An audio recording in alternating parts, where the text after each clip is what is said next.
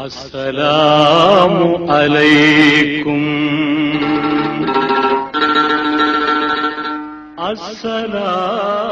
அஸ்ஸலாமு அலைக்கும்.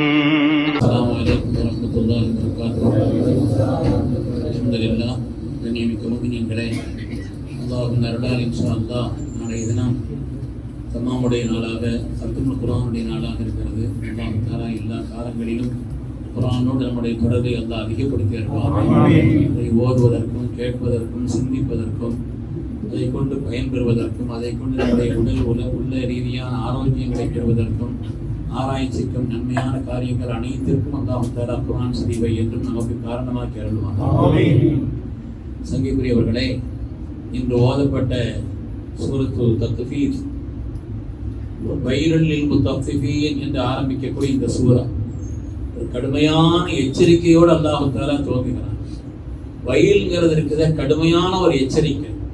கை சேதம், நஷ்டம் என பல அர்த்தங்கள் இருந்தாலும் நரகத்தினுடைய வாசலுக்கும் வயலின் பேர், நரகத்தில் உள்ள ஒரு ஓடைக்கும் வயலின் பேர், நரகத்திலே உள்ள ஒரு மலைக்கும் வயலின் பேர். அதனால அல்லாஹு தஆலா வைருல் லில் முத்தஃபிஃபீன், தத்வீப் செய்பவர்களுக்கு மிகப்பெரிய நஷ்டம், இப்படியும் அர்த்தம் செய்யலாம், அதுக்கு நரகம் என்று கூட அர்த்தம் செய்யலாம்.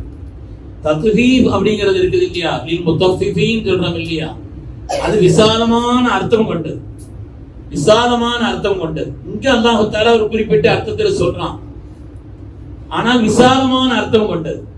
ஒரு ஆளிடத்திலிருந்து பணத்தை முழுமையா வாங்கிக் கொள்வது, ஆனால் அவருக்கு கொடுக்க வேண்டிய பலன்களை குறைவாக கொடுப்பது, இதுவும் தத்வீப் தான்.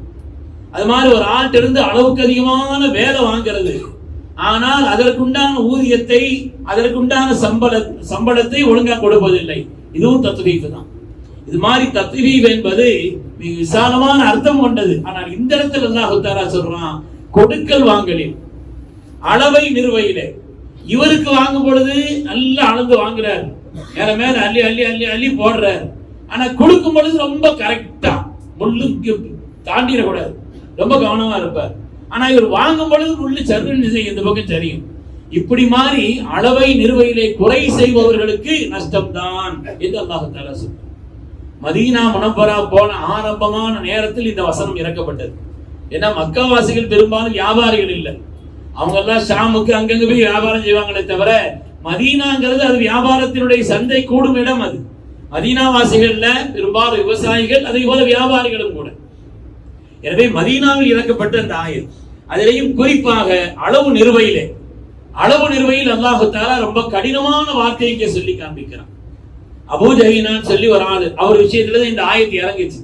அவர் என்னன்னு சொன்னா, ரெண்டு அளவு வச்சிருப்பார்.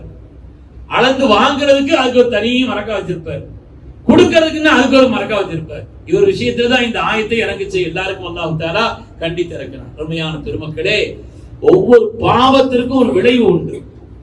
எந்த பாவமா இருந்தாலும் சரி, அந்த பாவத்துக்குன்னு சொல்லி ஒரு விளைவு இருக்காது.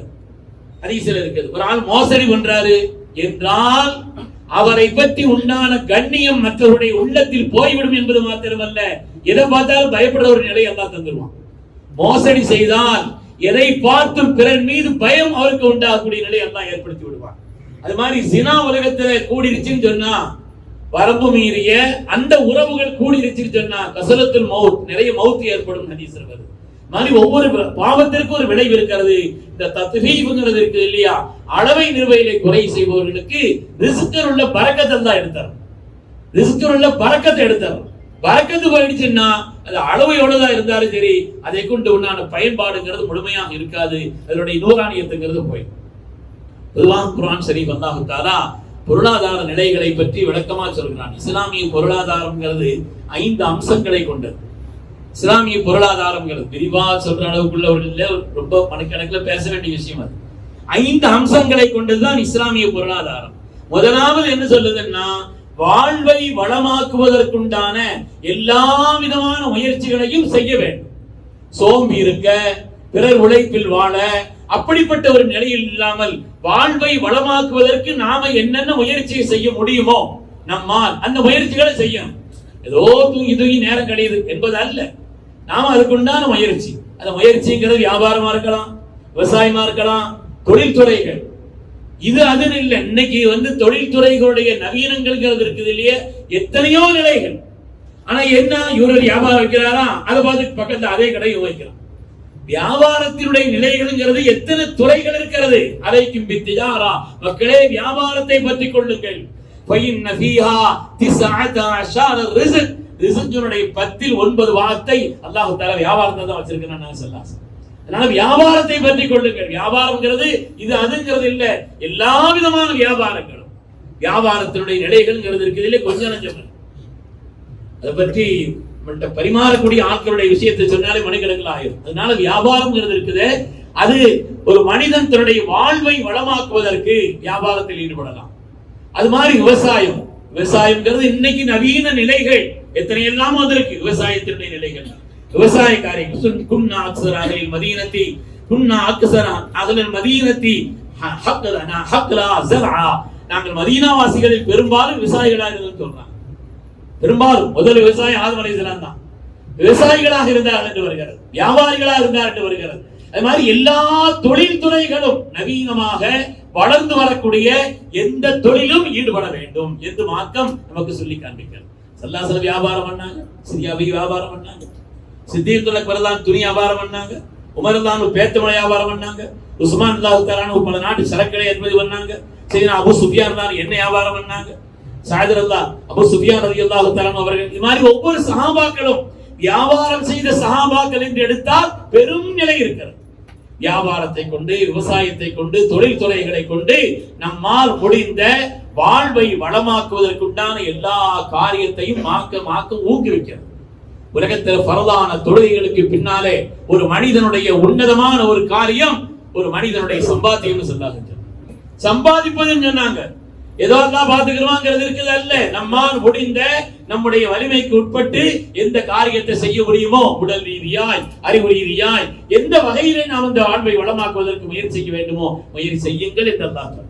யார் யார் என்ன முயற்சியில் ஈடுபட்டு இருக்கிறாங்களோ அல்லாஹ் அதுல பறக்கச் செய்திருந்தான். முதலாவது வாழ்வை வளமாக்குவதற்குண்டான அந்த முயற்சிகளை செய்ய வேண்டும் என்று மார்க்கம் சொல்கிறார். இரண்டாவது, செய்யப்படக்கூடிய எந்த வியாபாரமோ எந்த தொழில்துறைகளுமோ எதுவா இருந்தாலும் ஹராமை விட்டு தவிர்த்திருக்கணும். மார்க்கத்தில் முக்கியமான ஒரு நிலைப்பாடு, ஷரியத்தினுடைய அடிப்படையான விஷயம். வட்டி அடிப்படையாக கொண்டிருக்க கூடாது, மோசடி அடிப்படையாக கொண்டிருக்க கூடாது, லஞ்சத்தை அடிப்படை. எல்லாம் பணம் தானே. நாய் வித்த காசு குறைக்குதா, தேன் வித்த காசு இனிக்குதா, வேப்பங்காய் வித்த காசு இதெல்லாம் சொல்லக்கூடாது. எல்லாம் பணம் அல்ல, எல்லாம் ஒரு பணம் அல்ல, வித்தியாசம் இருக்குது. லஞ்சத்தின் வழியாய், வட்டியின் வழியாய், பொய்யின் வழியாய், மோசடியின் வழியாய் ஹலால் ஹராம் பார்க்க மார்க்கம் சொல்லுது. நம்முடைய முன்னோர்கள் எந்த அளவுக்கு ஒரு இமாமுடைய வரலாற்றிலே வருகிறது. குபா நகரத்தில் ஒரு தடவை மொத்தமா ஆடு திருடு போயிடுச்சு. மொத்தமா ஆடு திருடி போயிடுச்சு. திருடப்பட்ட ஆட்டிலிருந்து நாம் சாப்பிடுவதற்கு நினைவு வந்துருமேன்னு சொல்லி ஒரு ஆட்டுக்காரரை கூப்பிட்டு கேட்டாரு. ஒரு ஆடு பெரும்பாலும் எத்தனை வருஷம் ஆடுன்னு கேட்டாங்க. ஒரு ஆடு பெரும்பாலும் 7 வருஷம் இருக்குங்க. 7 வருஷம் ஆடுகறி சாப்பிடுங்க. திருடப்பட்ட ஆடு எங்கேயாவது இருக்கப்பட்டு இருந்தா அதை போய் சாப்பிட்டு இருக்கணும் இல்லையா? அதனால 7 வருஷ காலம் ஆடுகறி சாப்பிடாம இருந்தாங்க. அருமையானவர்களே, ஹலால் ஹராம்ங்கிறது இருக்குது, ரொம்ப முக்கியமானது. மார்க்கம் அதை சொல்கிறது. அதனால வாழ்வை வளமாக்குவதற்குண்டான எந்த ஒரு உயர்விலேயும் ஈடுபடுங்கள், ஆனால் அது ஹலாலானதாக, மார்க்கம் அனுமதித்ததாக, அல்லாஹ் விரும்பியதாக இருக்க வேண்டும் என்பதை இரண்டாவதாக சொல்கிறது. மூணாவது, செல்வம் பரவலாக்கப்பட வேண்டும், ஒரே இடத்துல தேங்கக்கூடாது. இன்னைக்கு எங்க போனாலும் அம்பானி, என்ன தானி, அதானி, அந்த தானிகளாக இருக்குது. ஆஸ்திரேலியாவுக்கு போனாலும் பிரதமர் கூட்டு போறாரு, அங்க போனாலும் இங்க கூட்டு போறாரு. நீ இந்த ஸ்டேட்டை பாத்துக்கலாம், எல்லா விஷயத்தையும் பாத்துக்கணும் அப்படிங்கிற மாதிரி இருக்குமோ என்னவோ தெரியல.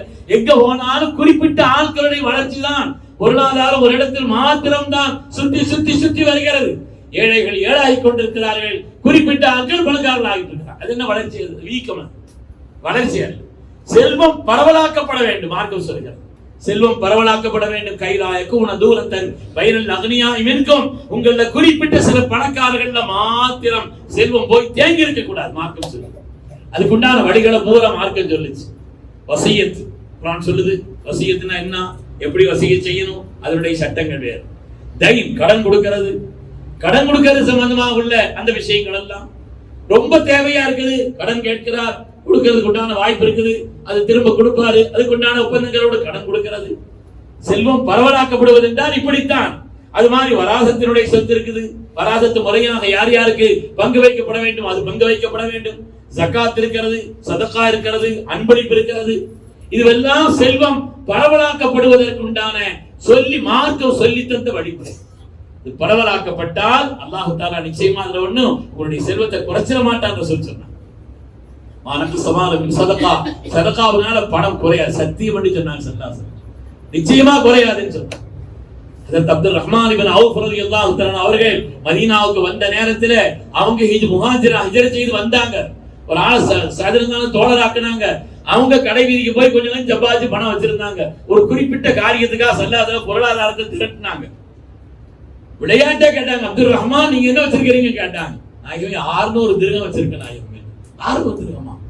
என்னங்க அங்க இருந்து ஹிஜ்ரத் செய்து இங்க வந்தீங்க 600 திர்ஹம் கையில வச்சிருக்கீங்க? நான் வியாபாரம் பண்ண அதை செய்த எது செய்யுது அப்படியா அப்படின்னு நாங்க நீங்க கேட்கறீங்க. அல்லாவுக்கா நான் எல்லாத்தையும் கொடுக்குறேன். எல்லாத்தையும் கொடுக்க வேண்டாம்.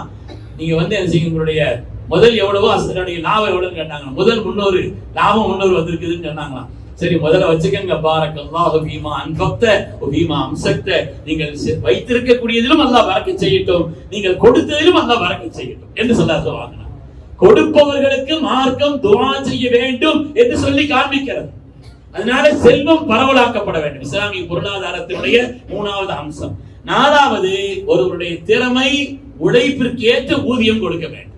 கேட்கிறாரோ இல்லையோ, ஒரு ஆளுடைய திறமை அவருடைய உழைப்பு எல்லா உழைப்பு உறிஞ்சுக்கிறது, அதை கொடுக்கறதுல தவணை வைக்கிறது, கொடுக்கறதுல தாமதம் வைக்கிறது, கொடுக்கறதை இல்லாமல் ஆக்கிறது, அதுக்கு உண்டான ஒரு ஆணுடைய உழைப்பு அவருடைய வியர்வை உணர்வதற்கு முன்னால் அதனுடைய கூலியை கொடுத்தவர்கள் சொல்லி கண்மணி ரசூலுல்லாஹி ஸல்லல்லாஹு அலைஹி வஸல்லம் இந்த உலகத்திலே தொழிலாளர் தினம் கொண்டாடுகிறார்கள். ஆனால் தொழிலாளர்களுக்காக வேண்டி உள்ள நிலையை குறித்து அல்லாஹ்வுடைய ரசூல் அவ்வளவு சொல்லி இருக்கிறார். ரொம்ப விரிவா சொல்லப்பட வேண்டிய ஒரு செய்தி.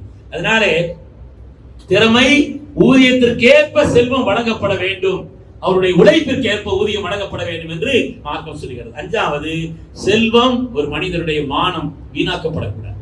யாருடைய பணம் பணம் தானே, அவர் கொடுக்கிறாருங்கிறதுனால பணத்தை வீணாக்க கூடாது, இஸ்ராஃப் செய்யக்கூடாது, செல்வத்தை வீணாக்க கூடாது. ஒரு மனிதனுடைய மானத்தை வீணடிப்பது எப்படி தவறோ அது மாதிரி ஒரு மனிதனுடைய பொருளாதாரத்தையும் வீணடிப்பது தவறு. மார்க்கம் அதை கண்டிக்கிறது. அருமையானவர்களே, இந்த 5 அடிப்படையிலே தான் இஸ்லாமிய பொருளாதாரத்தினுடைய நிலைப்பாடுகள் இருக்கிறது. அல்லாஹ் தஆலா எல்லாம் சம்பாதிக்கிறதுல ஆர்வம் இருக்கு, கொடுக்கிறதுல மட்டும் கொஞ்சம் யோசனை இருக்கு, அதுல மட்டும். ஆனால் மார்க்கம் அதை அந்த அளவிற்கு அல்லாஹ்வின் கருணையினால முஸ்லிம்கள்ட்ட அந்த தன்மை பெரும்பாலும் நிரம்பி இருக்கிறது மற்ற எல்லா நிலைகளை விட. ஆனால் மார்க்கம் அதை ரொம்ப வலியுறுத்தி சொல்கிறது. அதன் காரணத்தினால் உங்களுடைய இருக்கக்கூடிய பணம் சுத்தமாக என்று மார்க்கம் சொல்கிறது. அல்லாஹ் தஆலா சொல்கிறான் குர்ஆன் ஷரீஃபிலே, "குது மின் அம்வாலிஹிம் ஸதகத்தன் துத்தஹிருஹும்." அவங்களிடத்திலிருந்து சதகாவை எடுங்க, அது அவர்களை பரிசுத்தப்படுத்தும் என்று அல்லாஹ் சொல்றான். அல்லாஹ்வுடைய வாக்கு. ஒயிர்பி ஸதகாத், சதகாத்துகள் உங்களுடைய பொருளாதாரத்தை வளர்ச்சி அடைய செய்யும். யம்ஹகுல்லாஹு ரிபா, வட்டி அழிக்கும். சதகாக்கள் உங்களுடைய பொருளாதாரத்தை வளர்ச்சி அடைய செய்யும். அதிலே பரக்கத் குர்ஆன் சொல்லக்கூடிய அருமையானவர்களே, அதனால பொருளாதார ரீதியான இந்த காரியங்களை மார்க்கம் நமக்கு தெளிவுபடுத்தி சொல்லி காண்பிக்கிறது. அதிலேயும் குறிப்பாக செலவழிக்கக்கூடிய காரியங்கள் இருக்குது இல்லையா. ஒரு மனிதர் கொடுக்க தன்மைன்னா மானசீகமான அவருடைய அடுக்கிலிருந்து முதலாவது பாதுகாக்கப்படுகிறார். கஞ்சத்தனம் என்பது மானசீகமான உள் அழுக்கு, அதை விட்டு பாதுகாக்கப்படுகிறார். அல்லாஹ்வுடைய கோபத்தை தரக்கூடியது, அதனால அதை விட்டு பாதுகாக்கப்படுகிறார். அது மாதிரி செலவு செய்வதற்குண்டான பயிற்சி. ஒரு ஆள் கொடுக்கிறாருன்னு வைங்க, தான் உழைத்ததை சம்பாதித்ததை தனக்கு வந்த பொருளாதாரத்தை தனி மனிதர்களுக்கும் சமூகத்திற்கும் கொடுக்க தெரிந்தவர். இவர் எப்படி அடுத்தவருடைய பொருளாதாரத்தை அபகரிப்பார்? தான் சம்பாதிச்சே கொடுக்கிறாரு, இவர் எப்படி அடுத்தவருடைய பொருளாதாரத்தை அபகரிப்பார்? எனவே செலவு செய்வதற்குண்டான ஒரு பயிற்சியை மார்க்கம் நமக்கு அதனுடையாக சொல்லித் தருகிறது. அதே போல இறை அருளுக்கு நன்றி.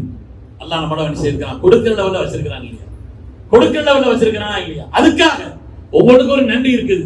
அதற்குண்டான நன்றி. கைகால் பலமா இருக்குதுன்னு சொன்னா அதுக்கேற்ப இபாதத் செய்யணும்.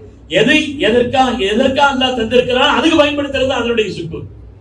எதுக்காக அல்லாஹ் தந்திருக்கிறானோ அதற்கு பயன்படுத்துவதுதான் அதனுடைய நன்றி. எனவே அல்லாஹ் தந்த அந்த இறை அருளுக்கு அல்லாஹ் தஆலாவுக்கு நாம் நன்றி செலுத்தும் விதமாக கொடுப்பது என்று மார்க்கம் சொல்லி காண்பிக்கிறது. அது மாதிரி கண்மணி ரசூலுல்லாஹி ஸல்லல்லாஹு அலைஹி வஸல்லம் சொன்னாங்க, இந்த உலகத்திலே பிறருடைய நேசத்தையும் துஆவையும் பெற்றுத்தரும். உலகம் வாழ்வது நாளால்னு சொல்லுவாங்க ஸல்லல்லாஹு அலைஹி வஸல்லம். உலகம் வாழ்வது பிஅதிலில் உமரா, பொறுப்பாளர்களுடைய நீதி. ஆட்சியாளர்களா இருந்தாலும் சரி, ஒரு குடும்பத்தினுடைய தலைவர்களா இருந்தாலும் சரி, ஒரு நிறுவனத்தினுடைய பொறுப்பாளர், அந்த பொறுப்பாளர்களுடைய நீதியின் காரணத்தினால் உலகம் வாழ்கிறது.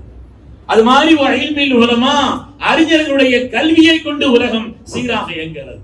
ஒரு சகாவத்தில் உலமா, ஒரு சகாவத்தில் அக்னியா, அது மாதிரி பொருளாதாரத்தினுடைய வளம் உள்ளவர்கள் தங்களுடைய பொருளாதாரத்தை கொடுக்கின்ற காரணத்தினாலும் அல்லாஹ் தஆலா இந்த துன்யாவை மேன்மையாக்குகிறார். ஒரு துஆவில் ஃபுகரா, யார் அதை பெறுகிறார்களோ அவங்க துஆ செய்றாங்க இல்லையா, அந்த துஆவை கொண்டு உலகம் வாழ்கிறது என்று கண்மணி ரசூலுல்லாஹி ஸல்லல்லாஹு அலைஹி வஸல்லம் சொல்லி தருவார். அல்லாஹ் தஆலா நம்முடைய பொருளாதாரத்தில் வளமான நிலையை தந்தருள்வார். அவன் தந்த காரியங்களிலிருந்து அவர் விரும்பக்கூடிய காரியங்களுக்காக இஹ்லாஸான முறையில் செலவு செய்வதற்குண்டான உயர்ந்த ரசீபையும் அல்லாஹ் தந்தருள்வார். அளவற்ற அருளாளனும் நிகரற்ற அன்புடையவனுமாகிய அல்லாஹ்வின் திருப்பெயரால் தெரிந்து கொள்ளுங்கள், திண்ணமாக அல்லாஹ்வின் நேசர்களுக்கு எத்தகைய அச்சமும் இல்லை. அவர்கள் துயரப்படவும் மாட்டார்கள். அவர்களோ நம்பிக்கை கொண்டு இறை அச்சமுள்ள போக்கினை மேற்கொண்டிருந்தார்கள். இவ்வுலக வாழ்க்கையிலும் மறுமையிலும் அவர்களுக்கு நற்செய்திகள் இருக்கின்றன. அல்லாஹ்வின் வாக்குகள் மாறக்கூடியவை அல்ல. இதுதான் மாபெரும் வெற்றியாகும். பாகம் 11 அத்தியாயம் 10 வசனங்கள் 62 முதல் 64 வரை. அளவற்ற அருளாளனும் நிகரற்ற அன்புடையோனுமாகிய அல்லாஹ்வின் திருப்பெயரால் அவர்கள் எத்தகையவர்கள் என்றால், அல்லாஹுடன் செய்து கொண்ட உடன்படிக்கைகளை நிறைவேற்றுவார்கள். உறுதிப்படுத்திய பிறகு அவ்வுடன்படிக்கைகளை முறிக்க மாட்டார்கள். மேலும் அவர்கள் எத்தகைய நடத்தை கொண்டவர்கள் என்றால், எந்தெந்த உறவு முறைகளை பிணைத்து வைக்கும்படி அல்லாஹ் கட்டளை இட்டிருக்கின்றானோ அந்த உறவு முறைகளை பிணைத்து வைக்கின்றார்கள். தம் அதிபதிக்கு அஞ்சுவார்கள். மேலும் கடுமையான முறையில் தம்மிடம் கணக்கு கேட்கப்படுமோ என அச்சம் கொண்டவராக இருப்பார்கள். மேலும் அவர்கள் எப்படிப்பட்டவர்கள் எனில், தம் இறைவனின் உவப்பை நாடி பொறுமையை கைக்கொள்கிறார்கள், தொழுகையை நிலைநாட்டுகிறார்கள். அவர்களுக்கு நாம் வழங்கியவற்றிலிருந்து மறைவாகவும் வெளிப்படையாகவும் செலவு செய்கின்றார்கள். மேலும் தீமையை நன்மையை கொண்டு களைகின்றார்கள். மறுமையின் நல்ல முடிவு இவர்களுக்கே உரித்தானது. பாகம் 13 அத்தியாயம் 13 வசனங்கள் 20 முதல் 22 வரை. அளவற்ற அருளாளனும் நிகரற்ற அன்புடையோனுமாகிய அல்லாஹ்வின் திருப்பெயரால் ஆனால் எவர்கள் இவ்வுலகில் இறை நம்பிக்கை கொண்டு நற்செயல்கள் புரிந்தார்களோ அவர்கள் சுவனங்களில் நுழைவிக்கப்படுவார்கள். அவற்றின் கீழே ஆறுகள் ஓடிக்கொண்டிருக்கும். அங்கு அவர்கள் தம் இறைவனின் அனுமதி கொண்டு என்றென்றும் வாழ்வார்கள். மேலும் உங்கள் மீது சாந்தி நிலவட்டும் என்று அங்கு அவர்களுக்கு முகமன் கூறப்படும். நல்ல வார்த்தை கலிமா தய்யிபாவுக்கு அல்லாஹ் எவ்வாறு ஊமை கூறுகின்றான் என்பதை நீர் கவனிக்கவில்லையா? அது ஒரு நல்ல மரத்தை போன்றதாகும். அதன் வேர் பூமியில் ஆழ பதிந்திருக்கின்றது. அதன் கிளைகள் வானலாவ உயர்ந்து நிற்கின்றன. எந்நேரமும் அம்மரம் தம் இறைவனின் ஆணைக்கேற்ப கனிகளை வழங்கி கொண்டிருக்கிறது. மக்கள் படிப்பினை பெற வேண்டும் என்பதற்காக அல்லாஹ் அவர்களுக்கு இத்தகைய உவமைகளை கூறுகின்றான். பாகம் 13 அத்தியாயம் 14 வசனங்கள் 23 முதல் 25 வரை. அளவற்ற அருளாளனும் நிகரற்ற அன்புடையோனுமாகிய அல்லாஹ்வின் திருப்பெயரால் அல்லாஹ்தான் வானங்களையும் பூமியையும் படைத்தவன். மேலும் அவன் வானத்திலிருந்து மழை பொழிய செய்தான். பிறகு அதன் மூலம் உங்களுக்கு உணவாக விதவிதமான விளைபொருட்களை உற்பத்தி செய்தான். இன்னும் கப்பலை அவனே உங்களுக்கு வசப்படுத்தி தந்தான். அது அவனது கட்டளைக்கேற்ப கடலில் செல்கிறது. மேலும் உங்களுக்கு ஆறுகளை வசப்படுத்தி தந்தான். மேலும் சூரியனையும் சந்திரனையும் அவை தொடர்ந்து இயங்கிக் கொண்டிருக்கும் வண்ணம் உங்களுக்கு வசப்படுத்தி தந்துள்ளான். மேலும் இரவையும் பகலையும் உங்களுக்காக வசப்படுத்தி தந்தான். மேலும் நீங்கள் அவனிடம் வேண்டிக் கொண்ட அனைத்தையும் அவனே உங்களுக்கு வழங்கினான்.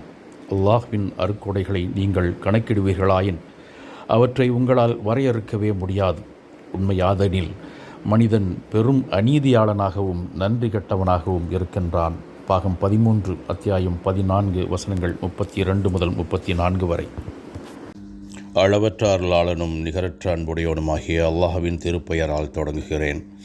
சபிக்கப்பட்ட விரட்டப்பட்ட ஷைத்தானிடமிருந்தும் அல்லாஹ்விடம் நான் பாதுகாவல் தேடுகிறேன். அல்ஹம்துலில்லாஹ், வஸ்ஸலாத்து வஸ்ஸலாம் அலா ரசூலில்லா. பரக்கத்தான ரமதான் மாதத்தின் 27 நோன்புகளை நோக்க வாய்ப்பு வழங்கிய அல்லாஹ் உன்னையே போற்றி புகழ்கிறோம். யா அல்லாஹ், லைலத்துல் கதிர் சிறப்பாக நடந்து முடிவதற்காக நம்பிக்கை வைத்து நாங்கள் வணங்கினோம். நீங்கள் நம்பிக்கையை ஏற்ற அந்த இரவின் நன்மைகளை அடைய செய்வாயாக. அல்லாஹ்வே, நிச்சயமாக நீயே மன்னிப்பவன், மன்னிப்பதை விரும்புவன். எங்களை மன்னித்தருள்வாயாக. எங்கள் குடும்பத்தினரையும் எங்கள் அன்புக்குரியவர்களையும் உயிருடன் இருக்கும் முஹ்மீன்களையும் முஹ்மினாத்துகளையும் இறந்தவர்களையும் மன்னித்தருள்வாயாக. அல்லாஹ்வே, லைலத்துல் கத்ர் இரவாக இருந்தால் அதை எனக்கு நல்ல தொடக்கமாகவும் வெற்றியும் உதவியும் கிடைக்கும் ஆரம்பமாகவும் என் துக்கங்களுக்கு முடிவாகவும் அனைத்து நன்மைகளின் தொடக்கமாகவும் ஆக்கிவிடுவாயாக. மேலும் உன்னுடைய மகத்தான பெயரால் நான் வேண்டுகிறேன், என் கவலைகளை நீக்கி என் மனதை அமைதிப்படுத்தி என் துக்கத்தை அகற்றி எனக்கு நன்மையும் வெற்றியும் அளித்து இந்த இரவின் நிம்மதியை எங்களுக்கு தந்தருள்வாயாக. எனக்கும் என் பெற்றோருக்கும் குடும்பத்தினருக்கும் நான் நேசிக்கும் அனைவருக்கும் மன்னிப்பு அளித்து எங்களுக்கு ஜன்னத்தை அடைய நல்ல ஆரம்பமாக ஆக்குவாயாக. அல்லாஹ்வே, உனது தூதர் முஹம்மது ஸல்லல்லாஹு அலைஹி வஸல்லம் கேட்ட எல்லா நன்மைகளையும் நாங்களும் உன்னிடம் கேட்கிறோம். நபிகள் நாயகம் ஸல்லல்லாஹு அலைஹி வஸல்லம் அவர்கள் உன்னிடம் எந்த தீமையிலிருந்து பாதுகாப்பு கேட்டார்களோ அந்த தீமைகளிலிருந்து நாங்களும் உன்னிடம் பாதுகாப்பு கேட்கிறோம். நீ ஒருவனே உதவி செய்யும் ஆற்றல் உள்ளவன், உன்னிடமே எல்லாம் சொல்லப்படுகிறது. அல்லாஹ்வை தவிர வேறெந்த சக்தியும் இல்லை. அல்லாஹ்வே, என் வாழ்க்கையை உன் கட்டளைக்கு உட்பட்டு நல்லதாக ஆக்கி விடுவாயாக. என் செயல்களை நல்லதாக மாற்றி விடுவாயாக. என்னை மன்னித்து அருள்வாயாக. எங்கள் இறைவனே, எங்களிடமிருந்து இப்பணியை ஏற்றுக்கொள்வாயாக. நிச்சயமாக நீயே யாவற்றையும் கேட்பவனாகவும் அறிபவனாகவும் இருக்கின்றாய். எங்களை கருணையுடன் நோக்கி எங்கள் பிழைகளை மன்னிப்பாயாக. நிச்சயமாக நீயே மிக்க மன்னிப்போனும் அளவிலா அன்புடையோனுமாகவும் இருக்கிறாய்.